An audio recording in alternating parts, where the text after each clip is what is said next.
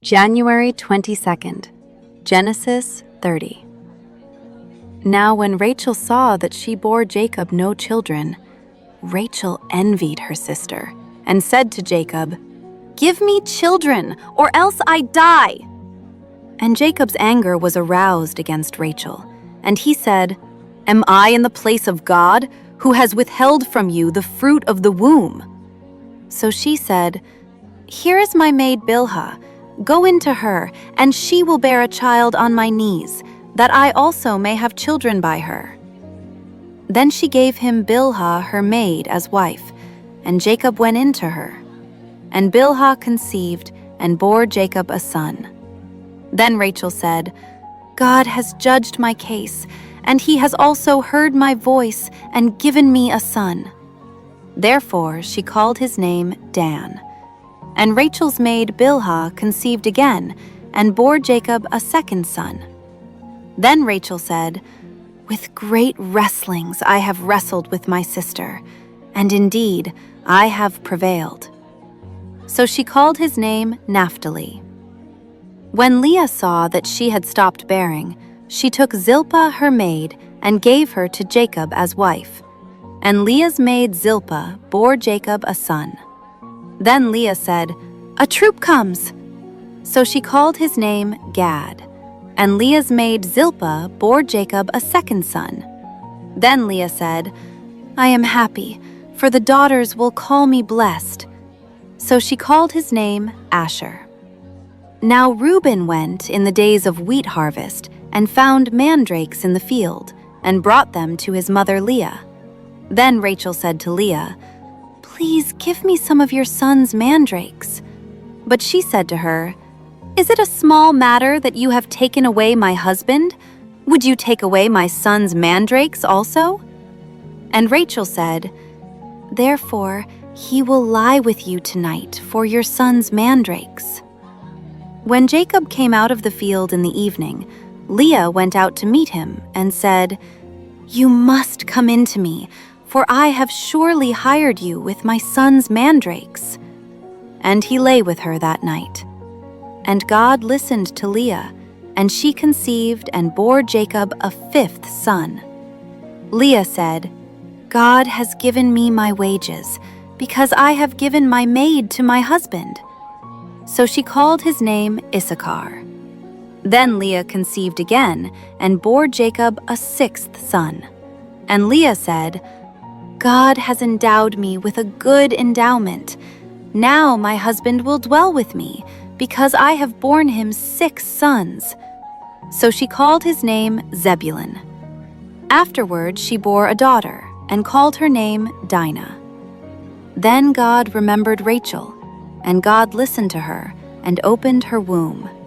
And she conceived and bore a son, and said, "God has taken away my reproach." So she called his name Joseph, and said, "The Lord shall add to me another son." And it came to pass, when Rachel had borne Joseph, that Jacob said to Laban, "Sing me away, that I may go to my own place and to my country. Give me my wives and my children for whom I have served you, and let me go, for you know my service which I have done for you."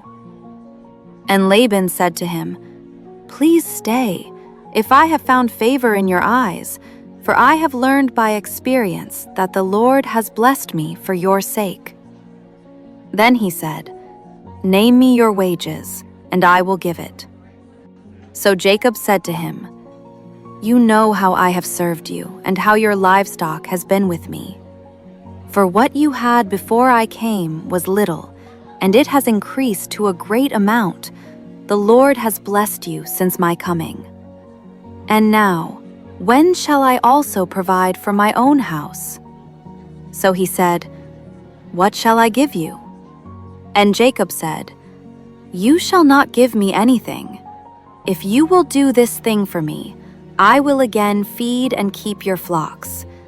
Let me pass through all your flock today, removing from there all the speckled and spotted sheep, and all the brown ones among the lambs, and the spotted and speckled among the goats, and these shall be my wages. So my righteousness will answer for me in time to come, when the subject of my wages comes before you.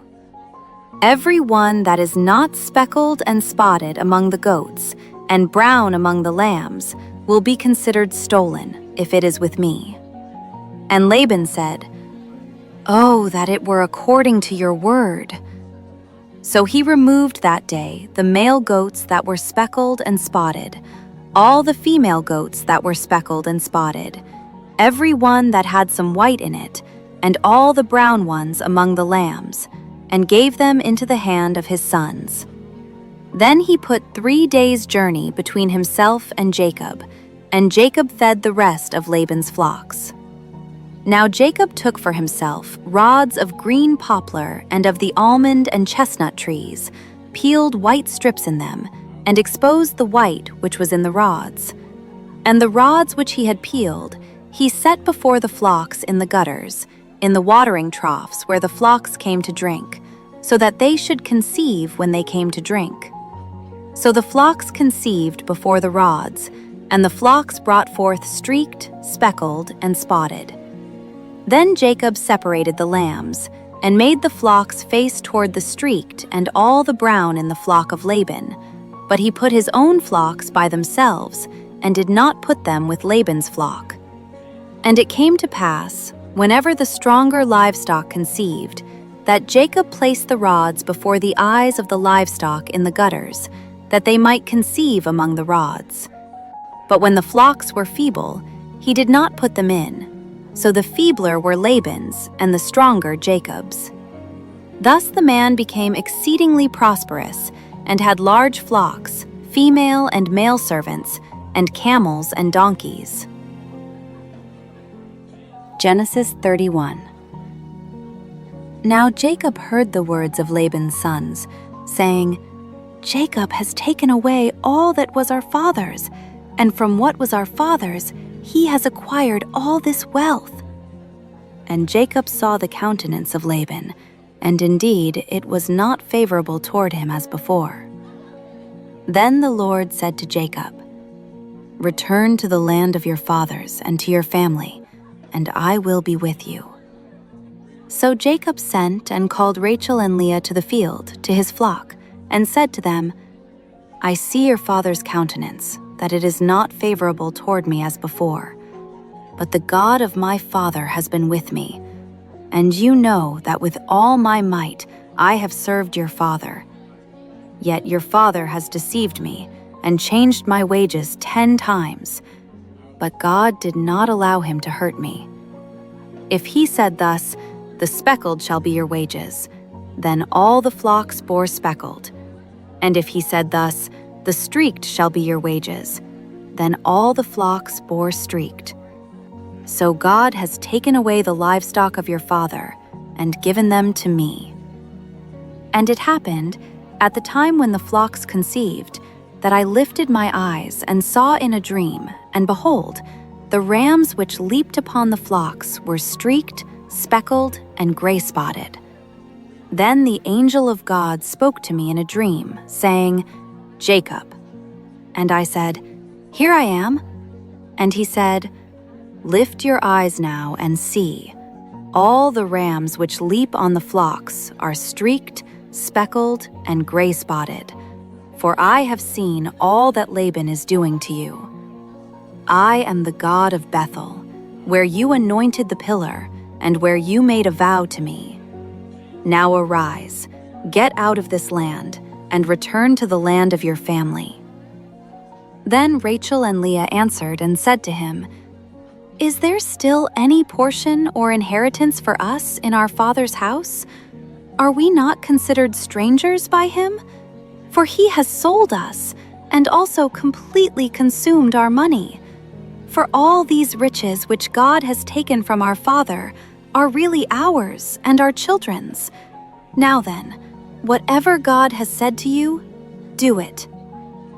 Then Jacob rose and set his sons and his wives on camels, and he carried away all his livestock and all his possessions which he had gained, his acquired livestock which he had gained in Padan Aram, to go to his father Isaac in the land of Canaan.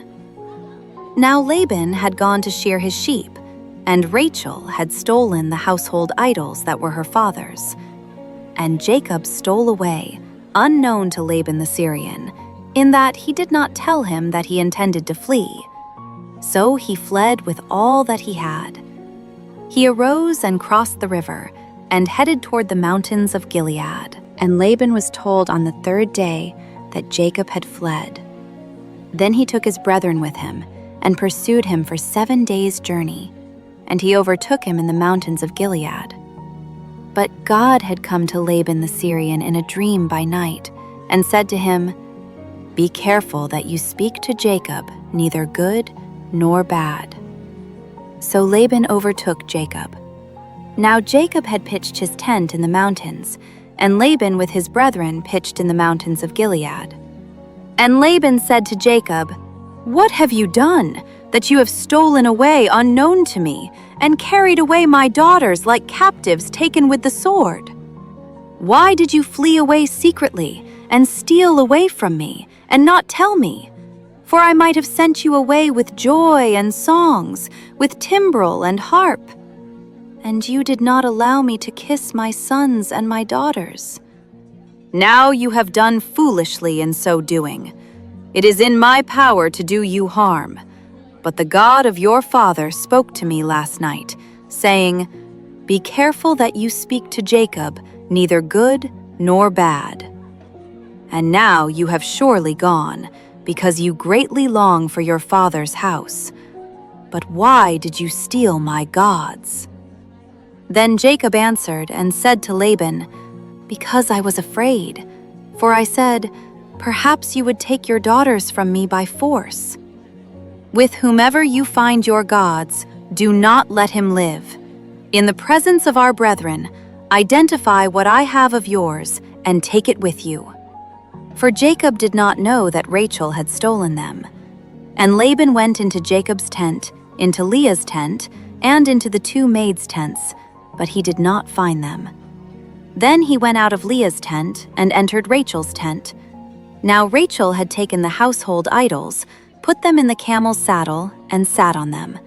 And Laban searched all about the tent, but did not find them. And she said to her father, "Let it not displease my lord that I cannot rise before you, for the manner of women is with me."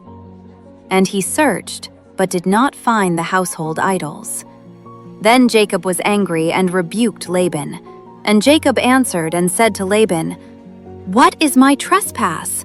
What is my sin, that you have so hotly pursued me?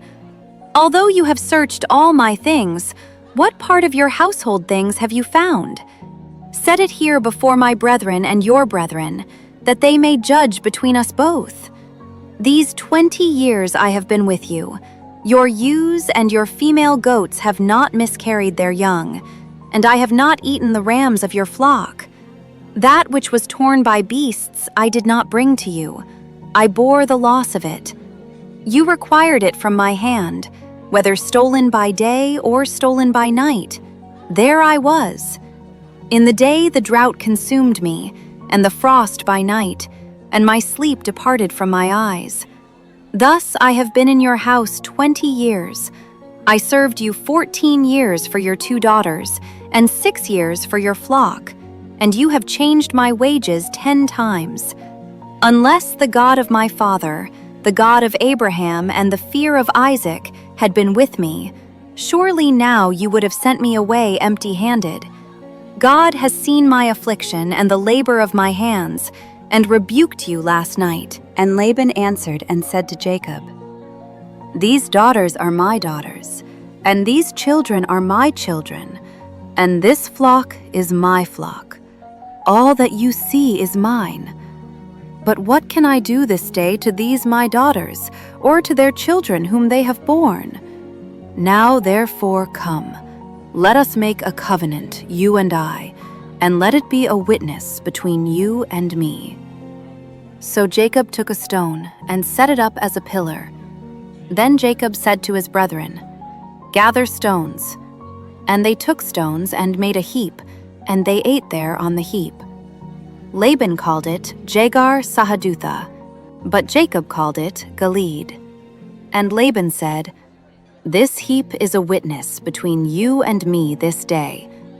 Therefore its name was called Gilead, also Mizpah, because he said, "May the Lord watch between you and me when we are absent one from another. If you afflict my daughters, or if you take other wives besides my daughters, although no man is with us, see, God is witness between you and me." Then Laban said to Jacob, "Here is this heap, and here is this pillar, which I have placed between you and me. This heap is a witness, and this pillar is a witness, that I will not pass beyond this heap to you, and you will not pass beyond this heap and this pillar to me for harm. The God of Abraham, the God of Nahor, and the God of their father judge between us." And Jacob swore by the fear of his father Isaac. Then Jacob offered a sacrifice on the mountain, and called his brethren to eat bread. And they ate bread, and stayed all night on the mountain. And early in the morning Laban arose, and kissed his sons and daughters, and blessed them. Then Laban departed, and returned to his place.